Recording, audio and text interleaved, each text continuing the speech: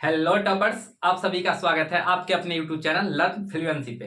तो बच्चों, आज जो हम ब्रह्मास्त्र सीरीज में बात करने वाले हैं वो मैथ के चैप्टर 1 स्टार्ट करने वाले हैं। जो कि हम बात किए थे किसका? चैप्टर 1 कौन सा है बच्चों? चैप्टर 1 कौन सा है? रिलेशन फंक्शन है। यानी क्या, देखिए चैप्टर 1 के अंतर्गत चैप्टर 1 और चैप्टर 2, पहला चैप्टर 1 रिलेशन एंड फंक्शन है, दूसरा है इनवर्स ट्रिग्नोमेट्रिक फंक्शन, जो कि हमारे यूनिट 1 के अंतर्गत हम आपको बताए थे कि आता है। अगर आप लोग वो वीडियो अभी तक नहीं देखे हैं तो पहले जाके डिस्क्रिप्शन में लिंक दिया गया है, आप जाके पहले वो वीडियो देख लीजिए कि कौन सा चैप्टर किस यूनिट के अंतर्गत आता है और कितना का वेटेज है, और बहुत सारा बात उस वीडियो में हम बताए थे, तो पहले जाके वो देख लीजिए। चलिए बच्चों, आज हम बात करने वाले हैं रिलेशन फंक्शन, जो कि चैप्टर 1 है उसके बारे में, जिसका वेटेज 10 नंबर का है। तो मेनली पढ़ना क्या क्या है, चलिए जैसा कि आपके बोर्ड पे दिख रहा है, पहला 1.1 चैप्टर 1 में क्या है, 1.1, 1.2, 1.3, 1.4, 1.5, यानी टोटल 5 टॉपिक है इसमें। जैसे कि 1.1 में भूमिका, कहने का मतलब इंट्रोडक्शन है। 1.2 में है संबंधों के प्रकार, यानी टाइप्स ऑफ रिलेशन। उस रिलेशन की बात नहीं कर रहे, यहाँ पे दूसरा रिलेशन चल रहा है, बस आप लोग वेट करिए और अच्छे से समझिए। तीसरा है फलनों के प्रकार, यानी टाइप्स ऑफ फंक्शन। उसके बाद 1.4 फलनों का संयोजन तथा व्युत्क्रमीय फलन, कहने का मतलब है composition of function and invertible function. 1.5 में द्विआधारी संक्रियाएं, यानी बाइंडिंग ऑपरेशन। अब कहने का मतलब है कि इस चैप्टर का इंट्रोडक्शन क्या है। बहुत सारे बच्चे सोच रहे होंगे कि सर इसका क्या क्या इंट्रोडक्शन इसमें हो सकता है। तो देखिए मेनली जो इंट्रोडक्शन है आपका, यहाँ पे हम कुछ ऐसा टॉपिक बताएंगे जो कि आप 11th में पढ़ के आए होंगे, लेकिन बहुत सारे बच्चे नहीं भी पढ़े होंगे या भूल चुके होंगे। तो पहले हम कुछ टॉपिक जो है 11th का जो टॉपिक होगा और जो लगेगा कि हाँ ये यहाँ पे यूज होगा, उसको हम पहले बता देते हैं, फिर हम इस टॉपिक में आगे बढ़ते हैं। तो चलिए बच्चों, हम पहले इसको इरेज कर लेते हैं। अगर आप इसका स्क्रीनशॉट लेना चाहते हैं तो इसका स्क्रीनशॉट ले सकते हैं पहले। चलिए बच्चों, आप लोग इसका स्क्रीनशॉट ले चुके होंगे। अब हम इसको इरेज करते हैं और अपने टॉपिक की ओर बढ़ते हैं कि हमारा इंट्रोडक्शन में क्या क्या पढ़ना है वो हम बात करते हैं। देखिए मेनली अगर आप लोग को इसका अगर नोट चाहिए तो आप लोग को हैंड रिटन नोट मिलेगा अभी, और वो कहां मिलेगा आप लोग को? वो आपको टेलीग्राम में मिलेगा, जिसका लिंक डिस्क्रिप्शन में दिया गया है। आप लोग हमारे टेलीग्राम में ज्वाइन कर सकते हैं, व्हाट्सएप ग्रुप पे ज्वाइन कर सकते हैं। और कोई भी अगर आप लोग को दिक्कत हो वीडियो से रिलेटेड, हम जो भी बता रहे हैं उसमें अगर आप लोग को दिक्कत होती है तो आप लोग कमेंट बॉक्स में कमेंट करिएगा, आप लोग के दिक्कत का सारा सॉल्यूशन दिया जाएगा। चलिए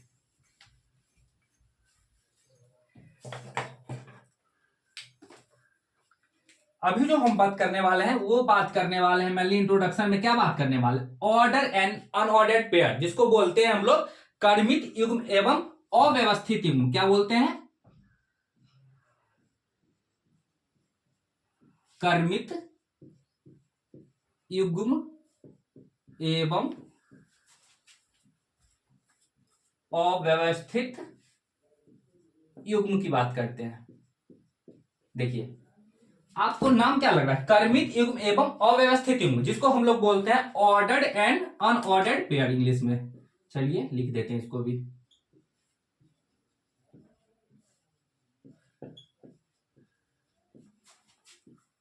क्या बोलते हैं? Ordered and unordered pair. देखिए आपके नाम से क्लियर हो रहा है कर्मित युग्म। क्या हो रहा है? कर्मित, यानी कि जो कर्म से होगा, क्या होगा? जो एक सीरीज में होगा। और अव्यवस्थित, यानी जो व्यवस्थित नहीं है। तो चलिए सबसे पहले हम लोग क्या करते हैं, बात कर लेते हैं इसका कि कर्मित यानी ऑर्डर्ड, और बात करते हैं अनऑर्डर्ड। यहां पे order pair and unordered pair होगा, यहां पे आप पेयर लिख सकते हैं। तो चलिए ऑर्डर पेयर में क्या होगा, इसका जो ऑर्डर होगा वो क्या होगा? इंपोर्टेंट होगा। इसका ऑर्डर क्या होगा? इंपोर्टेंट होगा। तो चलिए यानी इसका जो कर्मित होगा वो क्या होगा? महत्वपूर्ण होगा। तो चलिए लिखते हैं इसका ऑर्डर इंपोर्टेंट होगा, इसमें लिख सकते हैं ऑर्डर इज इंपोर्टेंट। इतना तक आप लोग समझ गए हैं। उसके बाद इसका जो ऑर्डर होगा, ऑर्डर इज नॉट इंपोर्टेंट, इसका ऑर्डर इंपोर्टेंट नहीं है।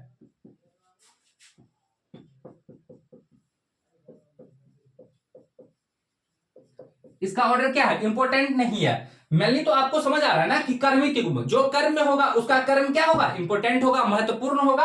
और जो कर्म में नहीं है उसका कर्म क्या होगा?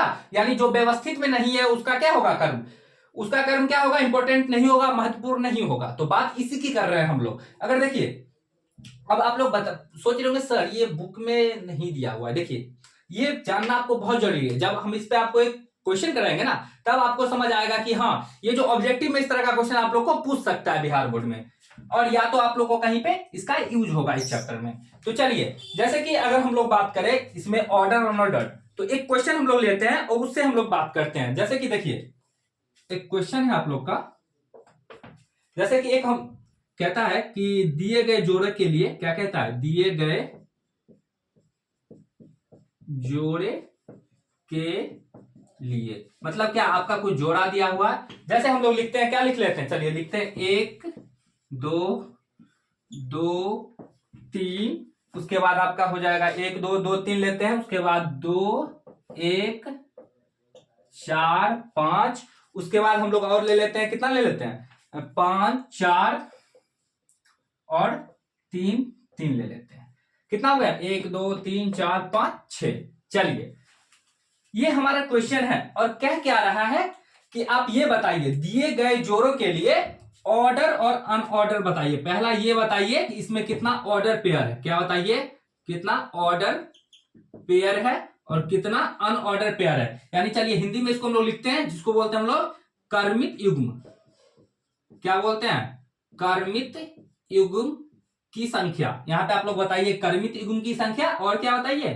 अव्यवस्थित युग्म की संख्या, अव्यवस्थित युग्म की संख्या।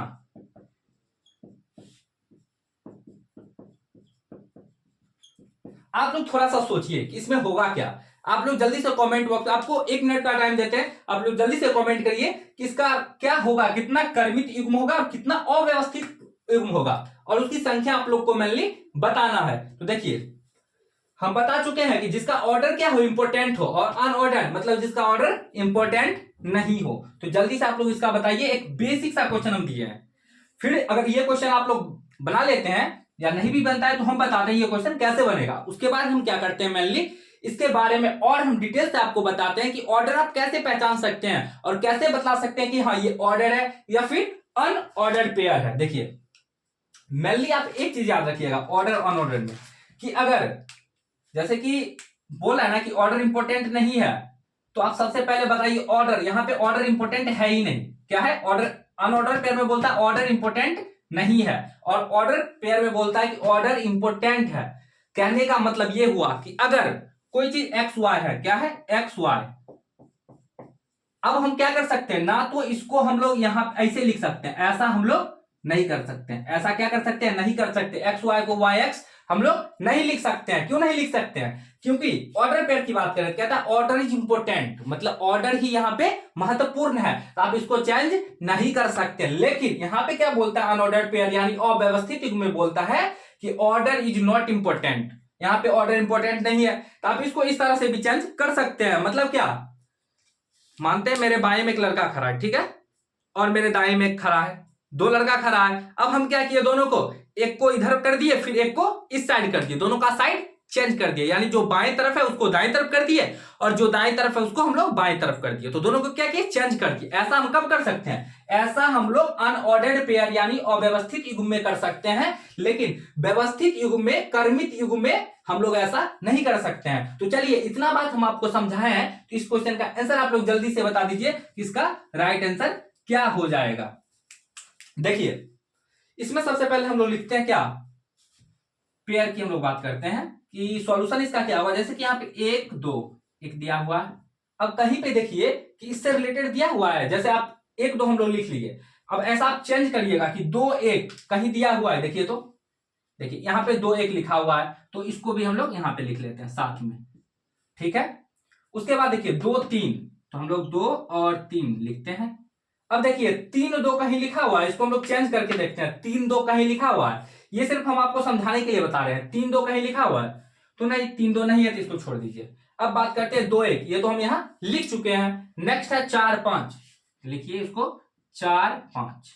अब 4 5 जो लिखा हुआ है, अब देखिए कहीं पे 5 4 लिखा हुआ है, तो 5 4 बगल में ही लिखा हुआ है, इसको यहां पे लिख लीजिए, कहां लिख लीजिए यहाँ, ये क्या हो गया हमारा 5 4। उसके बाद क्या है 3 3, चलिए इसको यहां पे लिखते हैं 3 3, ठीक है। अच्छा एक मिनट, इसको हम लोग यहाँ कर देते हैं, अगर नहीं दिख रहा होगा तो यहाँ पे क्या 5 4 और 3 3, 5 4 और 3 3। ठीक है, देखिए ये आपका सॉल्यूशन हम लोग कर रहे हैं। तो एक ये हो गया, ये हमारा क्या हुआ, एक जोड़ा हो गया, ये हमारा दूसरा हो गया, ये हमारा तीसरा हो गया, ये हमारा चौथा हो गया। ये क्या है, कितना पेयर है, ये किसकी हम बात कर रहे हैं, अव्यवस्थित युग्म की संख्या की बात कर रहे हैं। यानी हम ये बोले थे कि जो लेफ्ट में है वो राइट में भी जा सकता है, जो राइट में वो लेफ्ट में जा सकता है। कब जा सकता है, जब अव्यवस्थित युग्म हो जिसमें ऑर्डर इंपोर्टेंट नहीं हो। तो ये आप समझ गए कि अव्यवस्थित युग्म की संख्या कितनी हो गई, 4 हो गई। तो इसका राइट आंसर क्या हो जाएगा, 4। अब क्रमित युग्म की संख्या कितनी हो जाएगी, ऑर्डर पेयर की संख्या कितनी हो जाएगी। तो टोटल आपके पास कितना है, 6, वो हमारा क्या हो जाएगा, ऑर्डर हो जाएगा। ये हमारा क्या हो जाएगा, ऑर्डर। इसकी संख्या कितनी हो गई, 6 हो गई। तो चलिए बच्चों, यहां तक आप लोग उम्मीद है कि समझ गए होंगे। आप लोग इसका स्क्रीनशॉट ले सकते हैं, फिर हम इससे आगे बढ़ते हैं। चलिए बच्चों, आप लोग इसका स्क्रीनशॉट ले चुके होंगे, हम आगे बढ़ते हैं। इसी में हम लोग फिर से बात करते हैं थोड़ा सा ऑर्डर और अनऑर्डर में। देखिए थोड़ा सा कुछ और बता देते हैं इंपॉर्टेंट पॉइंट, जिससे को आप लोग याद रखिएगा, जिससे क्या होगा कि आपका यहाँ पे क्वेश्चन बनाने में आसानी होगी। ये मान लिया आपके ऑब्जेक्टिव में पूछ सकता है इस तरह का क्वेश्चन कि बताइए कितना इसमें क्रमित युग्म है और कितना क्या अव्यवस्थित युग्म, यानी ordered pair and unordered pair की बात करेगा। किसकी बात करेगा, ऑर्डर्ड पेयर की बात करेगा और अनऑर्डर्ड पेयर की बात करेगा। चलिए थोड़ा सा और हम बात करते हैं ऑर्डर्ड पेयर में, कि अगर ऑर्डर्ड पेयर, जैसे कि एक एलिमेंट लेते हैं हम लोग, जो एलिमेंट हम उदाहरण में बताए थे एक्स वाई, ये हमारा है, ठीक है। अब कह रहा है कि ये जो हमारा एलिमेंट है, क्या है, एलिमेंट है। इसमें देखिए ये हमारा क्या है, फर्स्ट एलिमेंट, और ये हमारा क्या है, सेकेंड एलिमेंट। ये हमारा क्या है, फर्स्ट एलिमेंट यानी पहला तत्व, इसको बोल सकते हैं, और इसको बोलते हैं सेकेंड एलिमेंट। क्या है बच्चों, ये हमारा x क्या है, फर्स्ट एलिमेंट, और y क्या है हमारा सेकेंड एलिमेंट। और आप लोग को इसमें एक इंपॉर्टेंट टॉपिक जो है वो याद रखना पड़ेगा। चलिए एक नोट है आप लोगों के लिए, ये नोट आप याद रखिएगा और कोई भी क्वेश्चन में आपको दिक्कत नहीं होगा। जैसे एक्स वाई है, ठीक है, एक्स वाई बराबर वाई एक्स, ऐसा आप कभी भी नहीं लिख सकते हैं। क्या कर सकते हैं, ऐसा आप लोग कभी भी नहीं लिख सकते हैं। एक्स वाई बराबर वाई एक्स, यानी क्या कि फर्स्ट एलिमेंट को सेकेंड एलिमेंट के जगह पे और सेकेंड एलिमेंट को फर्स्ट एलिमेंट के जगह पे आप नहीं कर सकते हैं। इसी को हम लोग बोलते हैं ऑर्डर्ड पेयर, जो कि हम पहले भी आपको बता चुके हैं, लेकिन हम सोचे फिर से आपको लिख देते हैं, जिससे क्या होगा कि आप लोग भी अपने नोट्स में लिख लीजिएगा, जिससे कि दिक्कत नहीं होगा आप लोगों को। ये आप लोग समझ गए हैं। नेक्स्ट हम बात करते हैं अनऑर्डर्ड पेयर। किसकी हम लोग बात करते हैं, अनऑर्डर्ड पेयर की बात हम लोग करते हैं। देखिए अनऑर्डर्ड पेयर जो होता है ना, इसमें आप लोग क्या कर सकते हैं। देखिए जैसे हम लोग एक सेट लेते हैं, क्या लेते हैं, एक सेट लेते हैं, क्या लेते हैं, ए बी एक सेट लेते हैं, ठीक है। ये हमारा क्या है, सेट है ए बी। तो आप इसको कैसे लिख सकते हैं, देखिए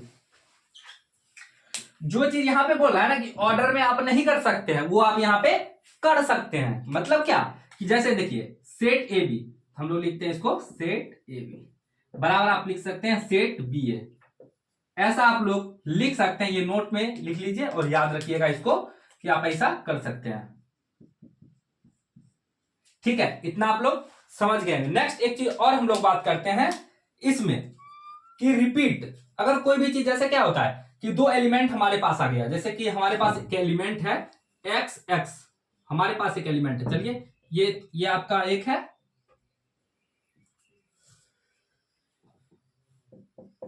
जैसे हम बात करते हैं एक्स एक्स कहीं पे आ गया, ठीक है, क्या हो गया, एक्स एक्स आ गया। अब कोई क्या करेगा कि एक एक्स लिख के छोड़ देगा इसको।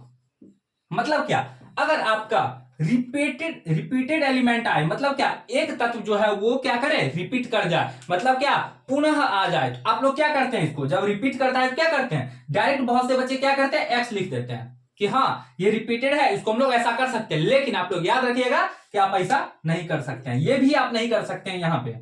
रिपीटेड एलिमेंट को अलग अलग आपको लिखना पड़ेगा और डिनोट करना पड़ेगा, आप डायरेक्ट नहीं लिख सकते हैं। तो मेनली यही है कि आपका कर्मित और अकर्मित यानी अव्यवस्थित युग्म के बारे में। तो देखिए आपको एक ऐसा भी क्वेश्चन आ सकता है, हम बताते हैं आपको कि इसमें किस तरह का क्वेश्चन आ सकता है। देखिए क्वेश्चन आपको क्या दे देगा, जैसे दे देगा एक्स वाई, ठीक है, एक्स वाई बराबर आपको दे दिया, बताइए क्या,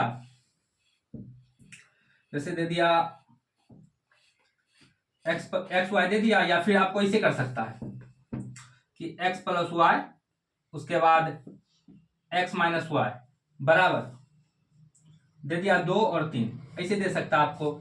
ये एक है और एक ये दोनों में क्या है, एलिमेंट है आपके पास।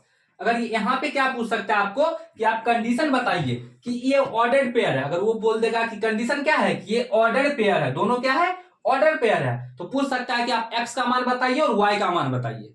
ये क्वेश्चन आपका आ सकता है। और क्या क्वेश्चन यहां पे आ सकता है, और क्वेश्चन ये आ सकता है कि आप ये बताइए कि x प्लस वाई और x माइनस वाई है, तो यहां पे अगर ये अनऑर्डर्ड पेयर है, क्या है, ये अनऑर्डर्ड पेयर है, तो इसका आंसर क्या होगा। तो आप लोग कमेंट बॉक्स में इसका आंसर आप लोग बताइएगा कि इसका आंसर क्या होगा जब कंडीशन क्या हो। हम यहां पे कौन सा कंडीशन दे रहे हैं,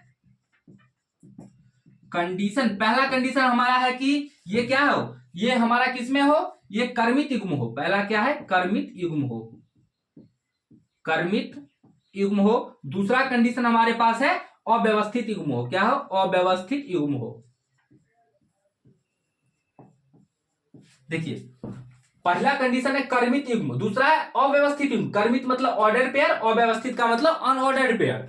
तो आपको यह बताना है कि x का वैल्यू क्या होगा, y का वैल्यू क्या होगा दोनों कंडीशन में। और आप लोग एक चीज याद रखिएगा, यहां पे x और y का वैल्यू क्या कर सकता है, अलग अलग आ सकता है, दो आ सकता है, x का वैल्यू भी 2 आएगा, y का वैल्यू भी 2 आ सकता है, या फिर सिंगल भी आ सकता है। आप लोग बताइएगा कि कितना आ रहा है कमेंट बॉक्स में। नेक्स्ट क्लास में इसका हम आप लोग को आंसर बताएंगे कि इसका आंसर क्या होने वाला है। तो चलिए बच्चों आप लोग इतना का स्क्रीनशॉट ले सकते हैं, फिर हम इससे आगे बढ़ते हैं।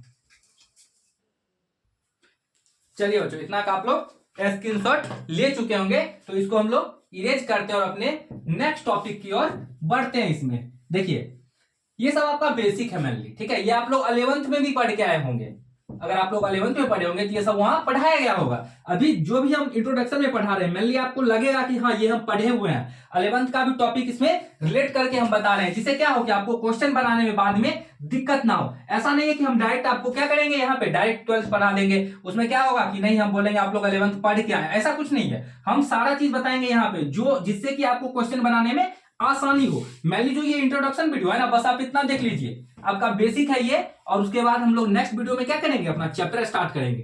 तो चलिए अब जो हमारा टॉपिक है वो है हम लोग का क्या, कार्टेशियन प्रोडक्ट। क्या है, कार्टेशियन प्रोडक्ट,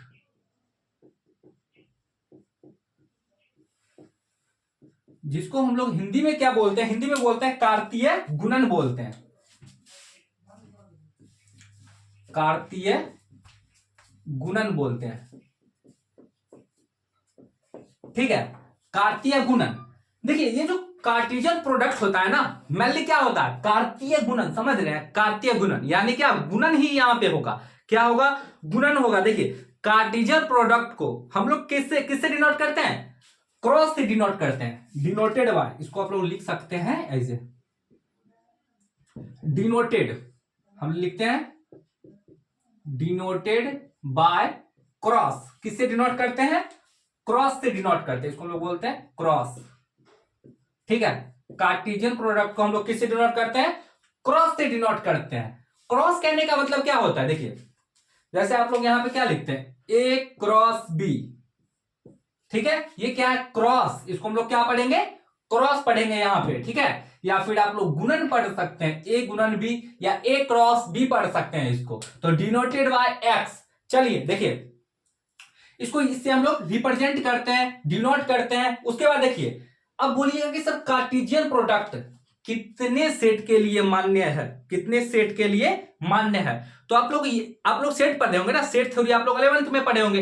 इसके बारे में भी चलिए हम आपको इसके बाद बेसिक बता देंगे कि सेट क्या होता है, सबसेट क्या होता है। उसके बाद जो भी इसमें है, सेट कहने का मतलब क्या हो, समुच्चय, सेट कहने का मतलब क्या है, समुच्चय। उसके बाद बोलते हैं जैसे क्या, सब सेट यानी उप समुच्चय, ये सब आप पढ़ चुके होंगे। तो सेट कितने सेट यानी कितने समुच्चय, कार्टेशियन प्रोडक्ट जो होता है ना वो दो या दो से अधिक समुच्चय के लिए मतलब लागू होता है इसमें। तो लिख सकते हैं कार्टेशियन प्रोडक्ट जो होता है दो या दो से अधिक, दो से अधिक समुच्चय के लिए लागू होता है।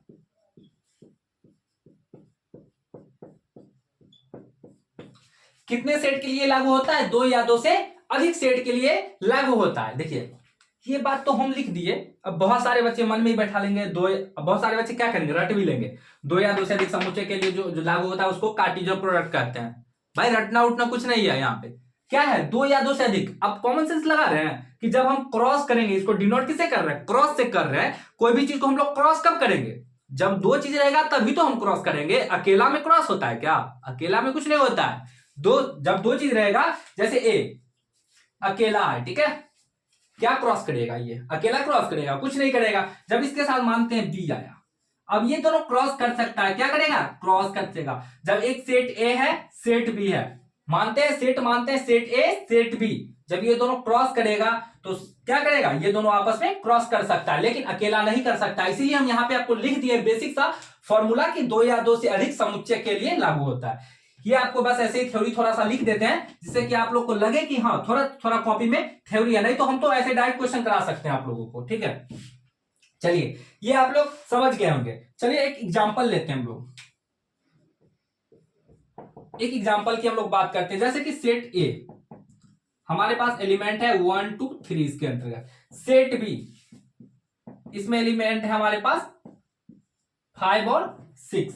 अब इस दोनों का हमको क्या कराना है, क्रॉस कराना है। क्या कराना है, क्रॉस कराना है। देखिए क्रॉस कैसे कराना है, सबसे पहले हम लोग इसको डिनोट कैसे करते हैं, क्रॉस से डिनोट करते हैं। ए क्रॉस बी हम लोग कर दिए। देखिए आप लोग हमेशा एक चीज याद रखिएगा, क्रॉस जब भी होगा ना एक जैसे है, इसका जो एलिमेंट है पहला एलिमेंट लीजिएगा, इसका फिर पहला एलिमेंट लीजिएगा, फिर इसका फर्स्ट एलिमेंट, फिर इसका सेकेंड एलिमेंट लीजिएगा, फिर इसका सेकेंड एलिमेंट लेना है, फिर इसका फर्स्ट लेना है, फिर इसका सेकेंड, फिर इसका सेकेंड, फिर इसका थर्ड एलिमेंट लेना है, फिर इसका फर्स्ट एलिमेंट लेना है, फिर इसका थर्ड एलिमेंट लेना है, फिर इसका सेकेंड एलिमेंट लेना है। तो सबसे पहले देखिए आप लोग क्या करिएगा, मान ली आप लोग जैसे इसका फर्स्ट एलिमेंट लिए, ठीक है, इसका फर्स्ट एलिमेंट लिए, दोनों को हम लोग एक साथ लिख दिए, ये एक हो गया। उसके बाद हम लोग फिर क्या किए, इसका फर्स्ट एलिमेंट लिए, इसका सेकेंड, ठीक है, इसका सेकेंड, इसका फर्स्ट, इसका सेकेंड, इसका सेकेंड, इसी प्रकार इसका फर्स्ट, इसका फर्स्ट।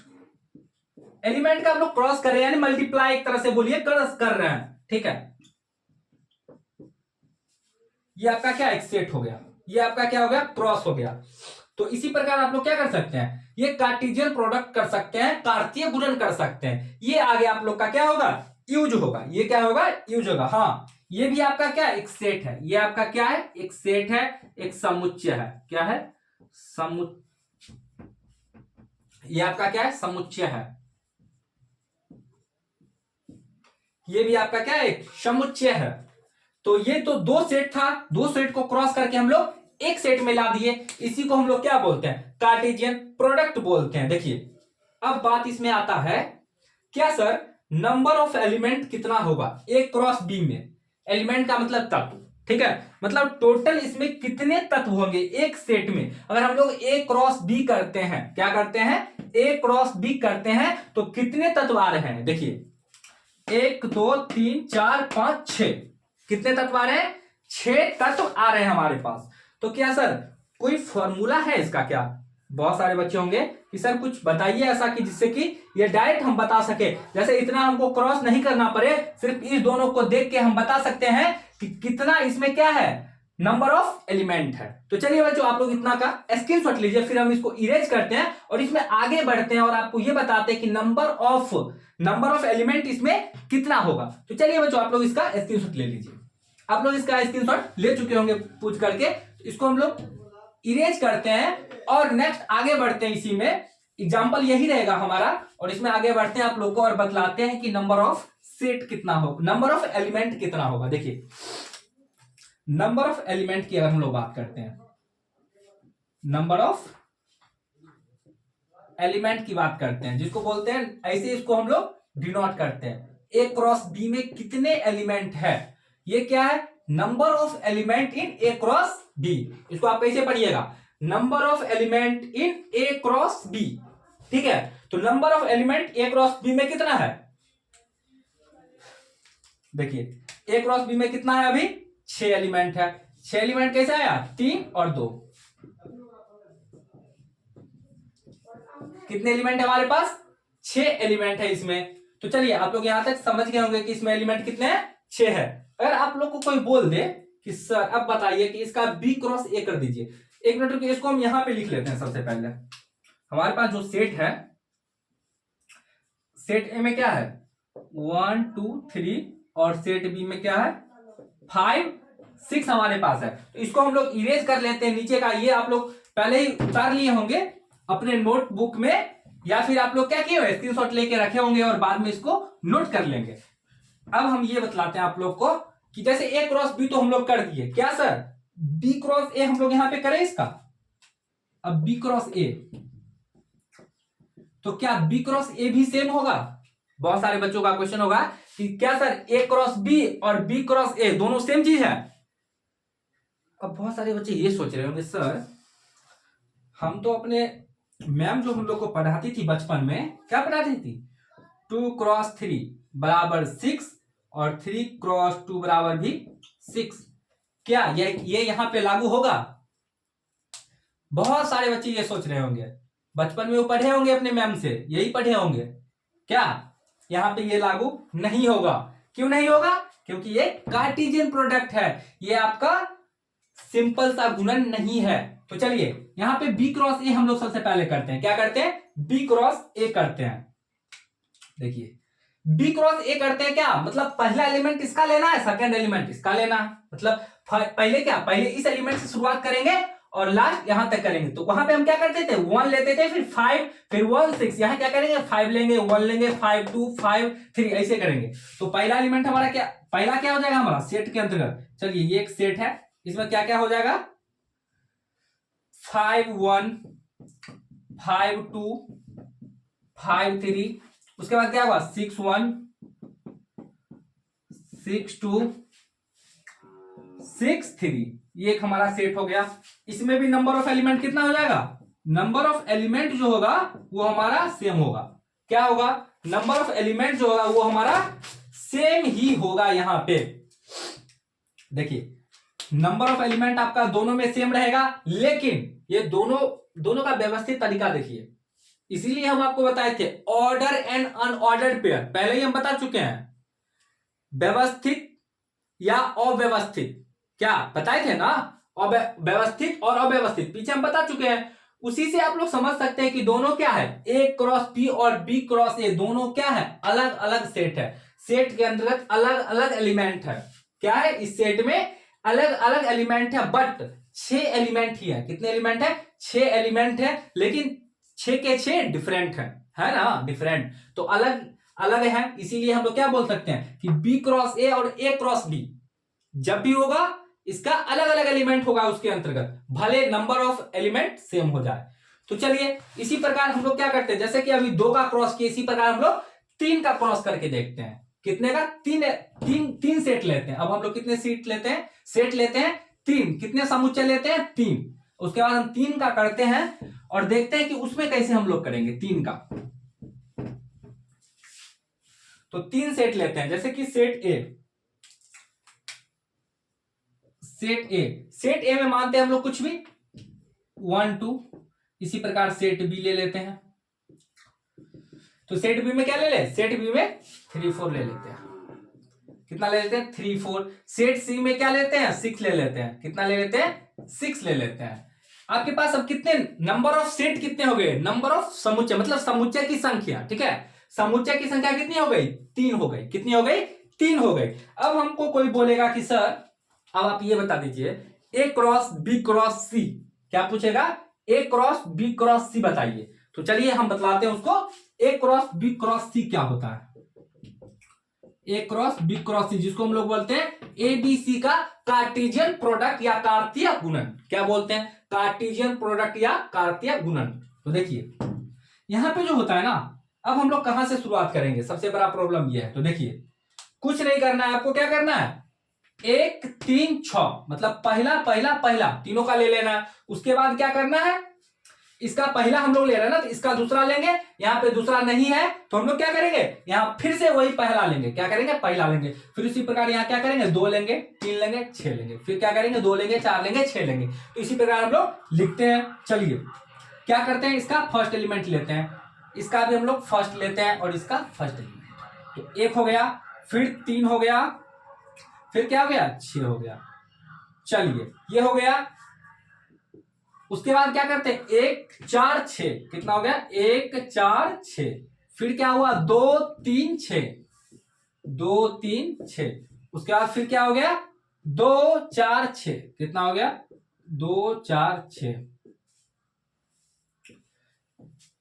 ये आपका क्या है, ये क्या है आपका कार्टेशियन प्रोडक्ट है। अब क्या कोई पूछेगा कि सर अब इसका भी बता दीजिए कि नंबर ऑफ एलिमेंट इसमें कितना होगा, कितना होगा नंबर ऑफ एलिमेंट। पिछले में हम बता चुके हैं कि नंबर ऑफ एलिमेंट किसको हम लोग बोलते हैं। तो A cross B cross C जो निकाले हैं इसको आप गिनिए, कितना है, 1 2 3 4। तो नंबर ऑफ एलिमेंट कितना आ रहा है, 4। कितना आ रहा है, 4। तो इसको आप लोग लिख दीजिए यहाँ पे 4। देखिए ये मेनली जो चैप्टर है ना, ये थ्योरेटिकल चैप्टर है, थोड़ा सा क्या है, थोड़ा सा थ्योरेटिकल है। और कॉन्सेप्ट आपको यूज करना है, जो हम बता रहे हैं वो आपको कॉन्सेप्ट यहाँ पे लगाना है। फिर आपको क्या होगा कि आपका एक्चुअल आंसर आएगा। ठीक है, देखिए मेनली इसमें यही है। आप लोग देखिए अगर हो सके तो आप लोग चलिए एक नोट आप लोग को हम बतलाते हैं जो इंपॉर्टेंट है। क्या है नोट, जो भी हम नोट लिखाते हैं ना वो आप लोग याद रखिएगा। मेनली नोट हम लोग क्या कर सकते हैं, कोई पूछे आपको, मेनली देखिए क्या पूछ सकता है, आपको पूछ सकता है कि A क्रॉस B अगर क्या है, अगर number of element in A cross B, इसको आप लोग कैसे लिख सकते हैं, कैसे लिख सकते हैं, number of element in A, उसके बाद क्या कर सकते हैं, number of element in B लिख सकते हैं। या आपको जैसे ही हम पहले बता चुके हैं कि अगर कहीं पे लिखा हुआ हो number of element A into B मतलब A क्रॉस B, तो आप क्या लिख सकते हैं, number of element in A और number of element in B। ये पहले बता चुके हैं ना कि उसमें भी था ना, एक एलिमेंट, एक सेट में क्या था, 3 एलिमेंट था, दूसरे सेट में 2 एलिमेंट था। तो दोनों को जब हम क्रॉस किए तो कितना आया, 6। तो पहला का आंसर हमारा क्या था, वहां पे 6 था। चलिए इससे हम लोग अब रिलेट करते हैं। कोई बोलेगा सर आप ये तो बता रहे हैं, ये तो पिछले स्लाइड में था, यहाँ पे अब ये बताइए, यहाँ पे 3 दिया हुआ है, क्या हुआ, ABC 3 सेट है। इसके लिए आप बताइए कि number of element A cross B cross C के लिए बता दीजिए। क्या बताइए, A cross B cross C के लिए बता दीजिए। तो यहां पे भी आपको क्या करना है, number of element A into number of element B into number of element C। अब कोई बोलेगा सर अब आप ये तो लिखा चुके हैं, अब प्रूव कर ही दीजिए, यहाँ पे बता ही दीजिए कि क्या ये लागू सही में हो रहा है या बस आप ऐसे ही लिख दिए हैं। थोड़ा सा वेट करिए, हम बता ही देते हैं आपको क्या इस पे लागू हो रहा है या नहीं हो रहा है। देखिए मेनली बात करते हैं ABC, set A set B set C। तो number of element set A में कितना है, कितना है, 2। चलिए कितना है, 2। Na कितना हो गया, 2। NB number of element in B कितना है, number of element in B 2। यहां पे भी कितना है, 2। उसके बाद number of element in C, इसमें कितना है, 1। कितना है, 1। आता है ना, बचपन में मैम से पढ़े थे ना ये, या भूल गए। चलिए हम बता देते हैं फिर से, मैम पढ़ाई होगी बहुत पहले, बता देते हैं फिर से हम। 2 2 ना 4, 4 को 1 से मल्टीप्लाई करेंगे कितना होगा, 4। देख लीजिए मिल रहा है ना। ये आप यहां पे भी गिन सकते हैं, 1 2 3 4। और इस फॉर्मूला से आपको ये मेनली क्या करना है, याद रखना है आपको, ये आपको याद रखना है। इससे क्या होगा कि आपको 5 सेट 6 सेट 3 सेट 2 सेट कुछ भी दे, number of element A B C cross कर देना है सबको और डायरेक्ट लिख देना है। आपको ये नहीं निकालना आप बैठ जाना है ऐसे निकालते रहे, टाइम नहीं रहता है उतना। ठीक है, आपको मेनली क्या करना है, टाइम भी मैथ में मैनेज करना पड़ता है। तो आप लोग इतना का स्क्रीनशॉट ले सकते हैं। फिर हम अपने नेक्स्ट टॉपिक की ओर बढ़ते हैं। चलिए आप लोग इसका स्क्रीनशॉट ले चुके होंगे। कुछ अब हम इंपॉर्टेंट बात बताते हैं जो कि आपको क्वेश्चन बनाने में आसानी होगी, जो कि हम नोट के तौर पे लिखा रहे हैं। कुछ नोट आपको लिखा रहे हैं, जैसे इसमें हम बताए ना, इसी में कुछ नोट लिखा देते हैं, जिससे क्या होगा आपको कि क्वेश्चन बनाने में आसानी होगा। वो नोट आप याद रखिएगा तो आपका मिस्टेक होने से सबसे पहले बचिएगा। क्योंकि मैथ में क्या होता है कि अगर आप छोटा सा मिस्टेक करते हैं वो बवंडर बन जाता है। क्या होता है? बवंडर बन जाता है। कहीं पे भी अगर छोटा सा भी मिस्टेक होता है ना, एकदम क्वेश्चन गलत, पूरा एकदम गलत ही होना है आपको। अगर गलत फॉर्मूला लग गया तो क्वेश्चन गलत होना है, ठीक है। या फिर आप कोई गलत कॉन्सेप्ट यूज कर दिए तो क्वेश्चन गलत हो जाएगा। इसीलिए हम क्या करते हैं, आपको बतला देते हैं कि हाँ ऐसा होता ही नहीं है कुछ बातें। जैसे कि इंपॉर्टेंट पॉइंट करके आप लोग लिख लीजिएगा।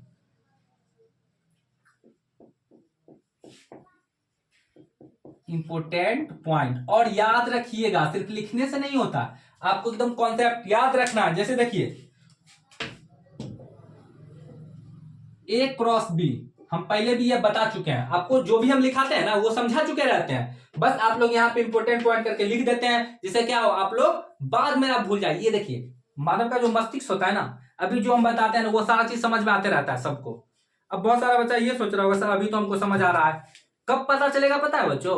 जब आपका एग्जाम पर 10 दिन 15 दिन 1 महीना बचेगा ना, सारा चीज पढ़ लीजिएगा ना, फिर भी आपको लगेगा क्या हम कहां से सोर्स लाए, ये सोर्स ले ले वो ले ले, यहां से ये बुक लगा ले वो बुक लगा ले, कैसे हम 100 में 100 ला ले। उस समय कुछ नहीं होता है। जो भी है आपके पास जो एक प्रॉपर नोट्स है उस नोट्स पे लगे रहिए। बस जहां से भी आप पढ़ रहे हैं एक जगह से पढ़िए। इससे क्या होगा कि आपका ज्यादा दिमाग दौड़ाने से क्या होगा, कुछ नहीं होता। एक जगह जब आप उसको शांत रखिएगा ना तभी नंबर आएगा और तभी आपका अच्छा से अच्छा स्कोर हो सकता है। तो ए क्रॉस बी बराबर बी क्रॉस ए, ये जो टर्म है ना ये आप क्या कर सकते हैं, ऐसा लिख सकते हैं। अभी बताइए ऐसा हम लोग लिख सकते हैं ए क्रॉस बी बराबर बी क्रॉस ए, पहले ही बता चुके हैं। ऐसा हम लोग नहीं कर सकते हैं इन जनरली हम लोग ऐसा नहीं कर सकते हैं। और कोई कोई केस में होता है, हम लोग बात करते हैं जनरली। जनरल केस की हम लोग बात करेंगे, किसकी बात करेंगे? जनरल केस में ऐसा नहीं होता है। इफ ऐसा हो सकता है, कब हो सकता है? हम तो बोल दिए कि ऐसा क्या होता है, नहीं होता है। अब कोई बच्चा आया बोला सर हम बताते हैं कैसे होता है। होता है ये, अब वो बोलेगा होता है, मास्टर गलत पढ़ा रहा है, बोलेगा वो क्या कर रहा है, मास्टर गलत पढ़ा रहा है।